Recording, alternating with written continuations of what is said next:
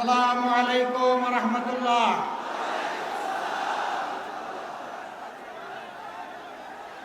প্রিয় নোয়াখালীর ভাই বোনেরা, আপনারা কেমন আছেন? আলহামদুলিল্লাহ রাব্বিল আলামিন ওয়াসসালাতু ওয়াসসালামু আলা রাসূলিহিল কারীম ওয়া আলা আলিহি ওয়া সাহবিহি ওয়া আহলি বাইতি আজমাইন। মহান রব্বুল ইজ্জতের শুকরিয়া আদায় করছি পবিত্র জুমাবার। আজকে দিন এবং জাতির প্রয়োজনে আল্লাহ তাআলা আমাকে আপনাদের সামনে দাঁড়াবার তৌফিক দান করেছেন, আলহামদুলিল্লাহ। আমি আরও শুকরিয়া আদায় করছি, এটি এমন একটি মাটি যেখানে প্রায় জায়গায় জায়গায় বিপুল সংখ্যক মাদ্রাসা, আলিম উলামার চারণভূমি, দেশ এবং জনগণের ইসলামের পক্ষে কাজ করতে গিয়ে এই জনপদে বাংলাদেশের সবচেয়ে বেশি মানুষ শাহাদত বরণ করেছে। আমি সেই শহীদ ঈদগায় আজকে দাঁড়াতে পেরে আরেকবার আল্লাহ তাআলার শুকরিয়া আদায় করছি, আলহামদুলিল্লাহ। এই নোয়াখালী জেলার আলিম উলামাগণ দ্বীনি ইলমের খেদমত শুধু নোয়াখালীতে সীমাবদ্ধ রাখেন নাই, তারা সারা বাংলাদেশে ছড়িয়ে পড়েছিলেন। জাফলং থেকে সুন্দরবন আর টেকনাফ থেকে তেঁতুলিয়া, আপনি যেখানেই যাবেন সেখানে গিয়ে আপনি জানতে পারবেন যে তাদের আদি পুরুষদেরকে ইসলামী দ্বীনি শিক্ষা দিয়েছেন নোয়াখালীর মানুষেরা, আলিম উলামারা। আপনারা সেই গর্বিত এলাকার মানুষ। মহান আল্লাহ তাআলার দরবারে দোয়া করি এই সমস্ত আলিম উলামা, মাদ্রাসা, মসজিদের উসিলায়, খানকার উসিলায় আল্লাহ রাব্বুল আলামিন দুনিয়ায় আপনাদের সম্মান এবং ইজ্জত আরো বৃদ্ধি করে দিন। দুনিয়ার এমন কোনো সভ্য দেশ নাই যেখানে নোয়াখালীর কিছু মানুষ পাওয়া যাবে না। এটি আপনাদের কৃতিত্ব। এই এলাকার মানুষ লড়াকু মানুষ, তারা সামান্য কিছু দেখে ভয় পায় না, বরঞ্চ তারা ভয়কে জয় করতে জানে। আপনারা রিয়েলি বীর। আমি বীরদেরকে আরেকবার আমার অন্তরের অন্তঃস্থল থেকে অভিনন্দন জ্ঞাপন করছি। মহান আল্লাহ শুকরিয়া আদায় করে তাকবীর দেই, আসুন।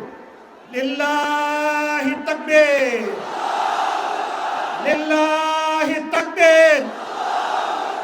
সম্মানিত ভাই বোনেরা, বলছিলাম জুমার দিন বেশি কথা বলার সুযোগ নেই, মৌলিক কতগুলা কথা বলেই এরপরে লক্ষ্মীপুরের দিকে ইনশাআল্লাহ যাওয়ার চেষ্টা করব। আল্লাহ যেন নিরাপদে পৌঁছে দেন, আপনারা দোয়া করবেন।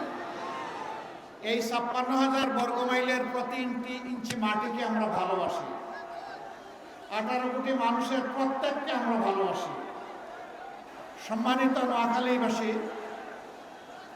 বলছিলাম যে আমরা প্রতি ইঞ্চি মানুষ আর প্রতি ইঞ্চি মাটি আর প্রত্যেকটা মানুষকে ভালোবাসি। আমরা সেই ভালোবাসার পরিচয় দেওয়ার চেষ্টা করেছি।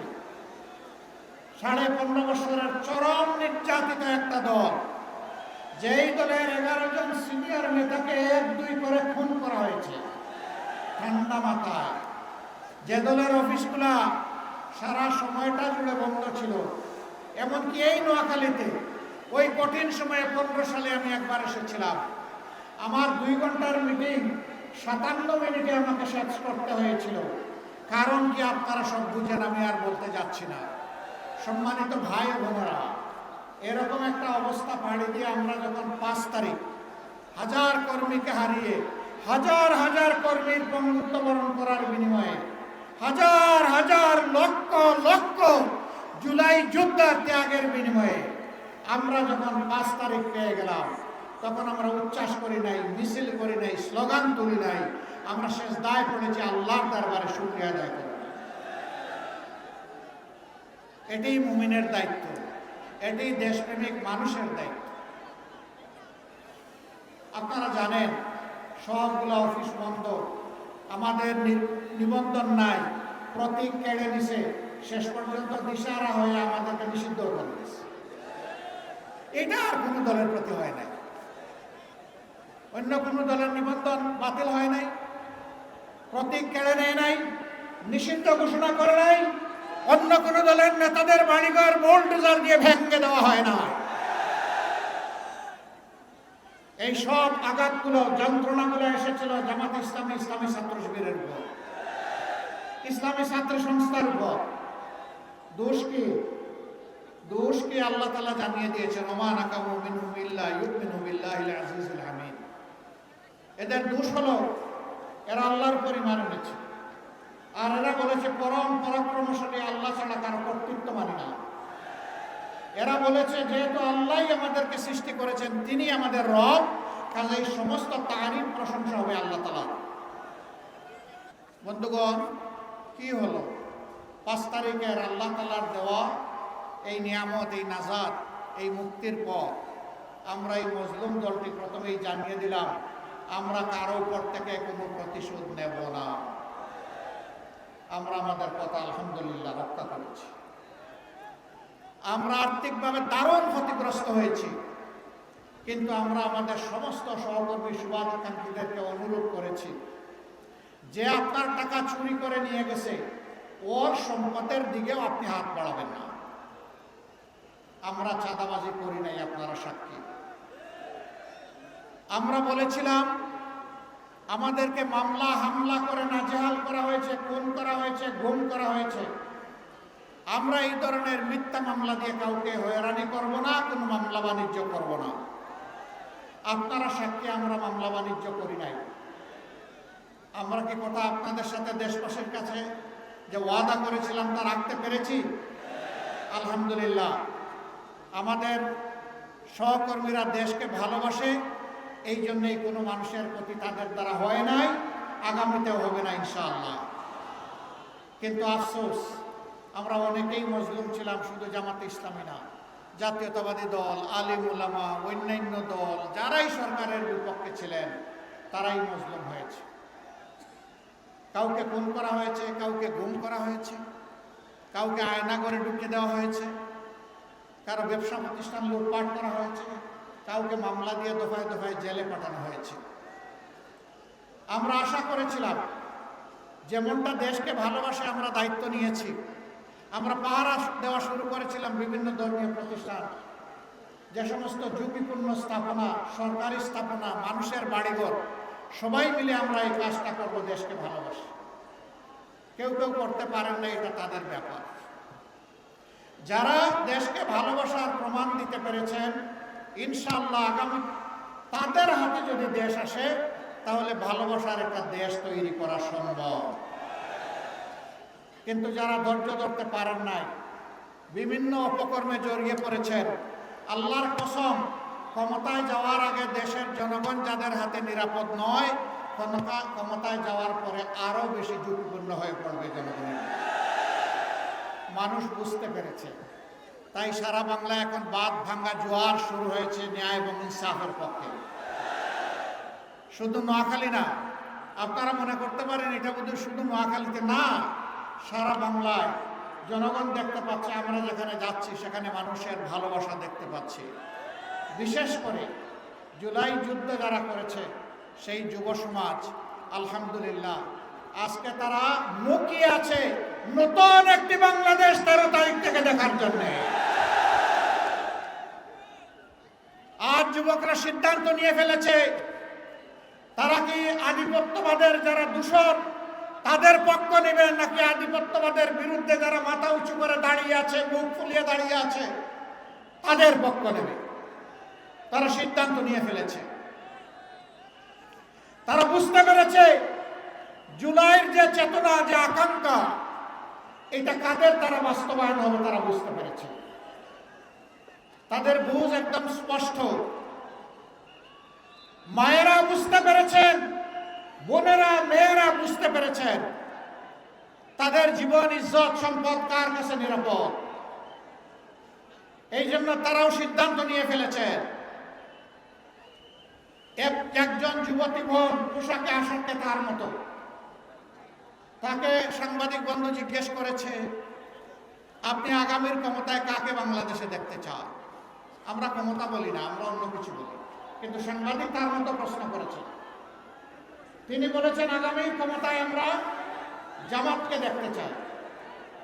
বলছে জামাত আসলে তো আপনি এই পোশাক পরতে পারবেন না। বলেছে পরবো না।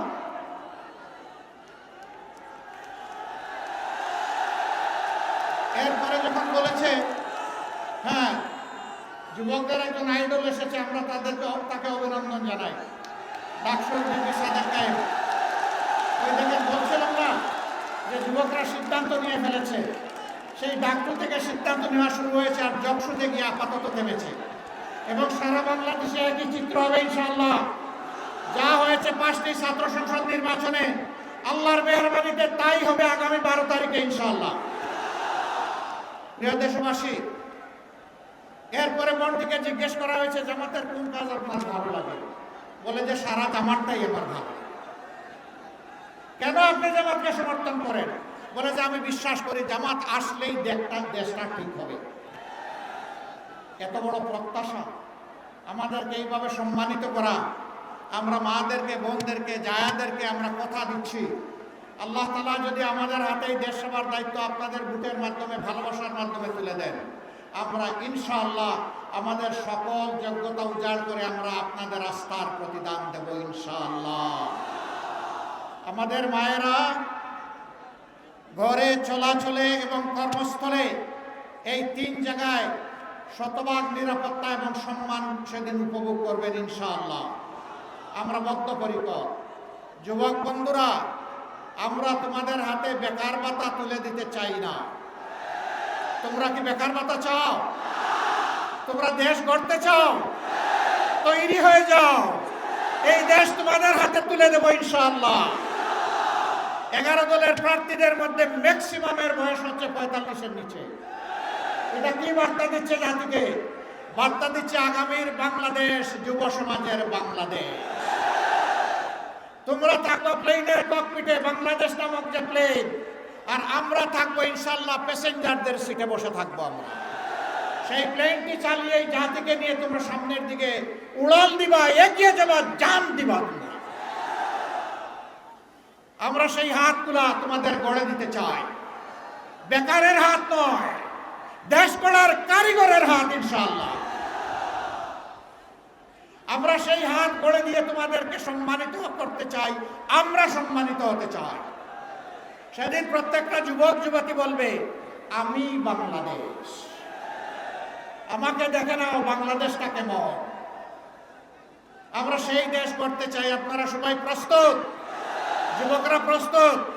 আচ্ছা, যুবক কারা আছেন একটু হাত তুলেন দেখি। মাশাআল্লাহ, আমি সহ সবাই যুবক, আমি সহ সবাই যুবক। হে আল্লাহ, এই যৌবনকে তুমি কবুল করো, যৌবনের এই শক্তিকে তুমি কবুল করো, এদেশের মানুষের জন্য নিয়ামত হিসাবে কবুল করো, আগামীর বাংলাদেশ, নতুন বাংলাদেশ গড়ার জন্য কবুল করো।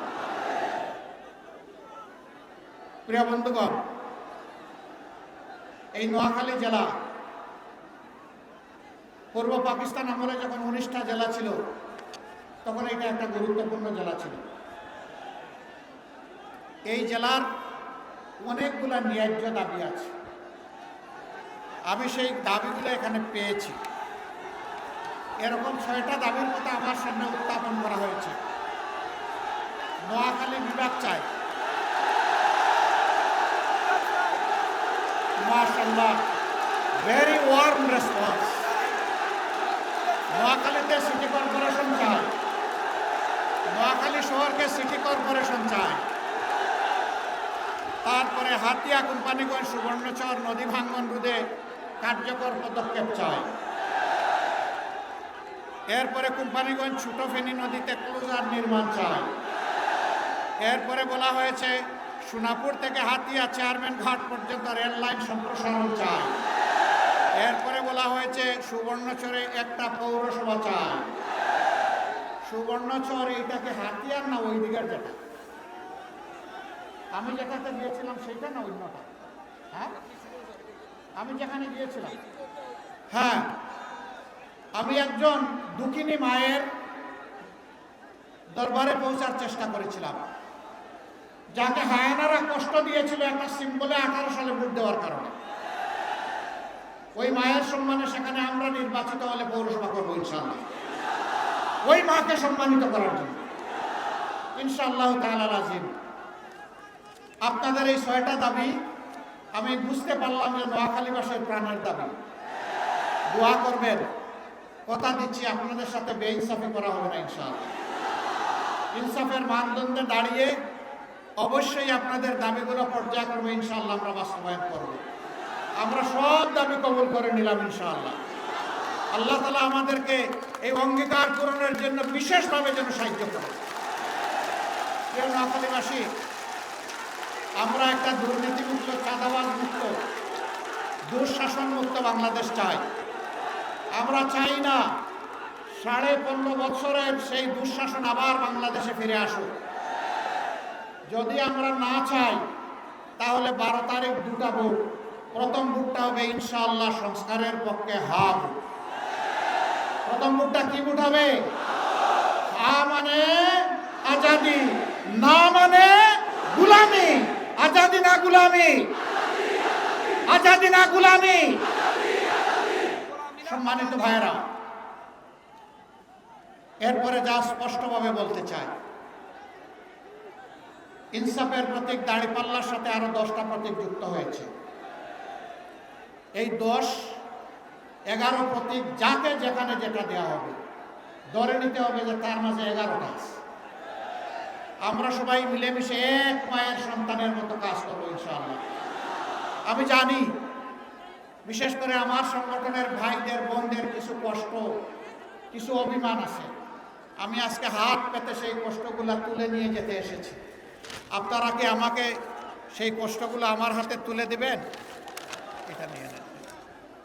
আপনারা দুঃখ ভুলে যাবেন, জীবন বাজি রেখে এখন কাজ করবেন। এখন থেকে 12 তারিখ বিজয় নিশ্চিত হওয়া পর্যন্ত কাজ করবেন। শুকরিয়া, আপনাদেরকে মোবারকবাদ। 12 তারিখ 6টি আসনের 4টিতে দাঁড়িপাল্লা, 2টিতে আছে শাপলাকলি। আমি আগেই বলেছি দাঁড়িপাল্লার সাথে বাকি আমরা সব আছি, শাপলাকলির সাথেও আমরা সব আছি। এখানে আলাদা কিছু নাই। সরকারি কর্মজীবীরা কেউ সৎ, কেউ সততা রক্ষা করেন না। কেন করেন না? তাদেরকে যে বেতন ভাতা সুবিধা যেগুলো দেওয়া হয় সম্মানের সাথে চলার জন্য, এগুলো অনেক সময় পর্যাপ্ত হয় না। আমরা তো একটা সৎ বাংলাদেশ, দুর্নীতিমুক্ত বাংলাদেশ গড়ার জন্য লড়াই শুরু করেছি।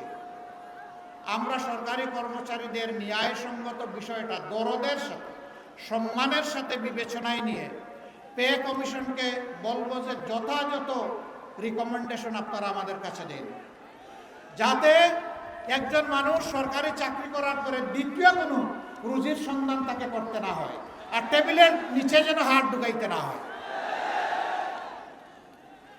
এরপরে যারা সততার রাস্তা ছেড়ে দেবেন তাদেরকে সংশোধনের জন্য চেষ্টা করব। সংশোধন না হলে কঠোর অবস্থান নেব। জনগণের আমানত নিয়ে আমরা কাউকে খেলতে দেব না, ছিনিমিনি করতে দেব না। আর যারা চাঁদাবাজি করে তাদেরকে আহ্বান জানাই, ভাই ছেড়ে দাও, এটি হারাম।